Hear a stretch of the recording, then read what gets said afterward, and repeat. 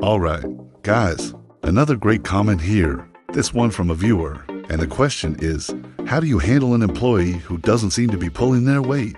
I think we all have this problem. We don't know how to deal with it. And I want you to look at this because this is a very interesting example of why surveilling employees is just not a good idea. It erodes trust and it puts managers in a real bind. Let me read this comment and then we'll talk about it. I had an employee that was not carrying his weight. I observed him doing the bare minimum and spending a lot of time goofing off or socializing. He would leave early and take long lunches. I was hesitant to fire him because he seemed like a nice guy and I didn't want to harm his confidence. So I set up an interview with him, spoke to him frankly, but privately about my concerns. I suggested he prove himself over the next month. If he didn't improve, he would be fired. I gave him a list of specific things to work on and we agreed to meet again at the end of the month to discuss his progress. For the next few days, he was super nice to me. Then he stopped returning my calls and continued to goof off. At the end of the month, he did not show up for our follow-up meeting. I found him goofing off 2 weeks later and let him go. 2 weeks after that, I received a call from someone in HR.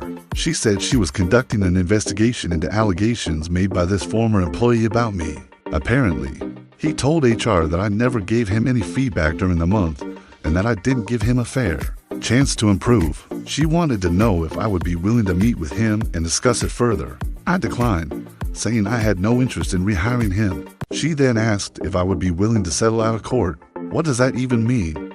This was a small company with only 12 employees and no HR department. Again, what does that even mean? So now I'm worried that this former disgruntled employee has made some kind of claim against me. I consulted with an attorney who said that I should contact an employment attorney. I contacted several employment attorneys, but they all wanted thousands of dollars to take the case. The amount I would have to pay them exceeded the cost of just hiring an HR department. Should I hire an HR department? Should I have taken the settlement offer? What did he mean when he said settle out of court? How much should I be paying for legal advice? Help. Okay, so what do we got here? What are the lessons learned? Well, no. 1. This manager took an action, okay? He fired somebody based on performance. But the problem is that he did it without documentation. And also, they were subjective comments. I don't know if the guy was really goofing off or not. It sounds like he was, but the guy says he wasn't. So when there's a disagreement, who's going to win? HR is going to decide with the employee because that's their job. Their job is to protect the employees. It's not to protect the company. And you saw that in this example. Now, the other thing is that this guy, when he was fired, went straight to HR. Why did he go to HR? Because he felt he was being targeted. And apparently, because there's no documentation, he convinced HR that this was a personal vendetta. Now, the lesson I learned from this is when you read dealing with a situation where you got a guy who is goofing off, document it. Document everything. Write down specifics, write down dates, write down times, and keep a log. Then, when you finally decide to pull the trigger, you have the evidence to back it up.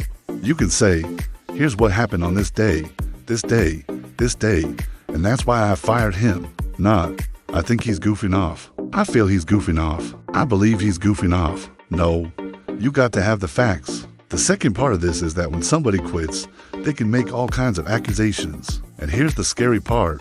Here's the lesson learned. When you work for a company, you sign something called an exit paper.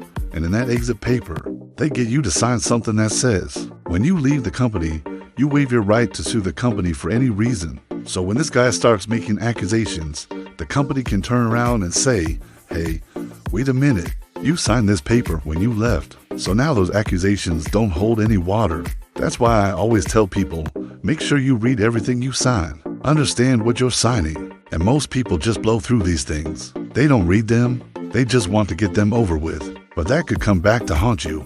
Finally, when you get sued, you need to be prepared. Get legal counsel. Document everything. I love the fact that this guy kept a log of what was going on because that helped him substantiate what he did. But he needs to have done it from day one. Had he done that, he wouldn't have been in this situation. What about you? Have you ever had to fire somebody? How did you handle it? Did you document it? Leave your comments below. I think it's going to help everybody. And remember, winners make it happen. Losers make excuses. Don't be a loser. Be a winner. Hey, thanks for watching. I really appreciate it.